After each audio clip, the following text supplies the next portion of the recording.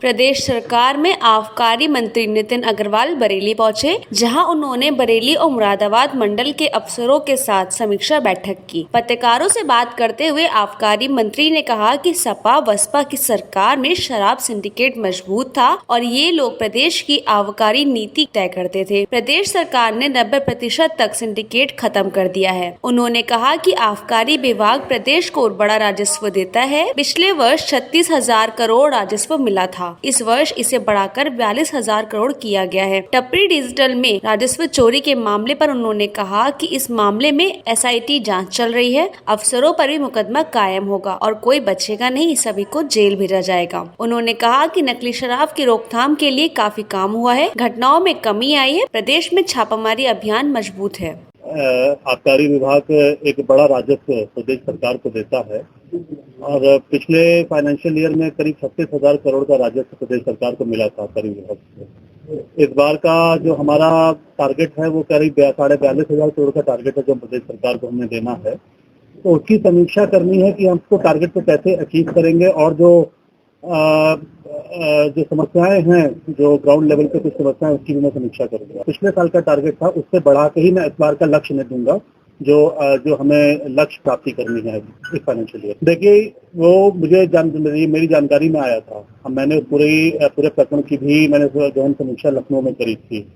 उसमें जो लोग उसमें दोषी थे वो जेल भी उनको भेजा गया था। हालांकि अब तो जमानत में वो छूटा, लेकिन SIT की जांच अभी चल रही है और उसमें अधिकारी उसमें दोषी थे, उन अधिकारियों के खिलाफ भी कड़ी कार्रवाई की गई है। अभी कुछ ही दिन पहले उन अधिकारियों पे भी मुकदमा कायम करने के लिए मांगा गया है, परमिशन मांगी गई है, जो करीब तैयार है। उसमें जो लोग भी दोषी पाए गए हैं, इतनी जो टैक्स चोरी का मामला था और एक बड़ा मामला था, छोटा मामला नहीं था, और जिस तरीके से काम किया गया, जिस तरीके से विभागीय अधिकारियों में उसमें संलिप्तता पाई गई है, मैं आपको बता देना चाहता हूं कि इसमें कोई बचेगा नहीं।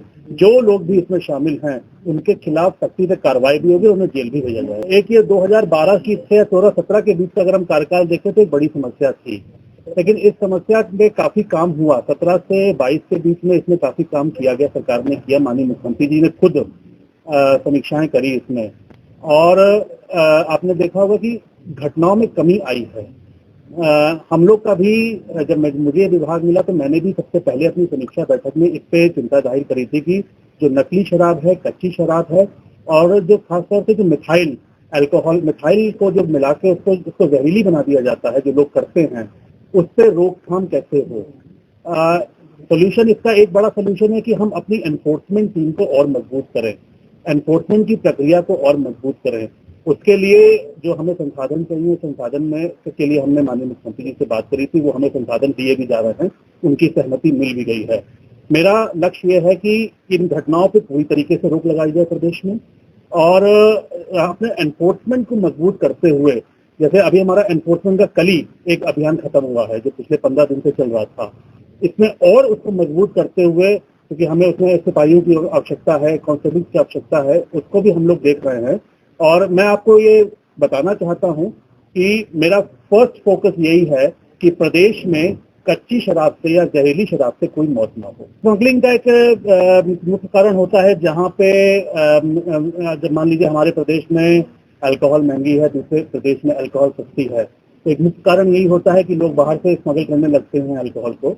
तो हम लोग अपनी नीतियां, जो हमने अपनी नीति बनाई है, उसमें आपने देखा होगा कि करीब हमने अपने प्रदेश में जो हमारी आबकारी नीति है, उसकी वजह से जो स्मगल अल्कोहल है उसमें भारी गिरावट आई है, करीब 90% से ज्यादा गिरावट आ चुकी है।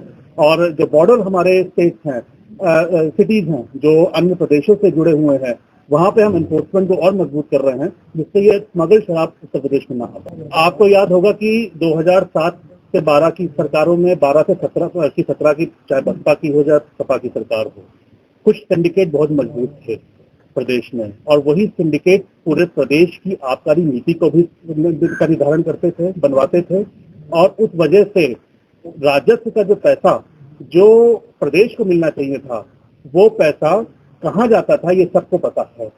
लेकिन आपने देखा होगा कि 2017 में जब योगी जी की सरकार आई, उस वक्त हमारे प्रदेश में केवल 14,000 करोड़ का राजस्व मिलता था। आज हम 36,000 करोड़ पे पहुंच गए हैं। तो आप खुद ही समझ सकते हैं कि जिस सिंडिकेट की वजह से जो पब्लिक का पैसा था, जो पब्लिक के लिए में लगना चाहिए था, वो जिन नेताओं की जेब में जा रहा था या जिस सिंडिकेट की जेब में जा रहा था, उस सिंडिकेट को तोड़ा है और 80% 90% तक हमें इससे कामयाबी मिल गई है। 10% की अभी भी कमी है, जिस कमी को हम इस कार्यकाल में पूरी तरीके से तोड़ेंगे।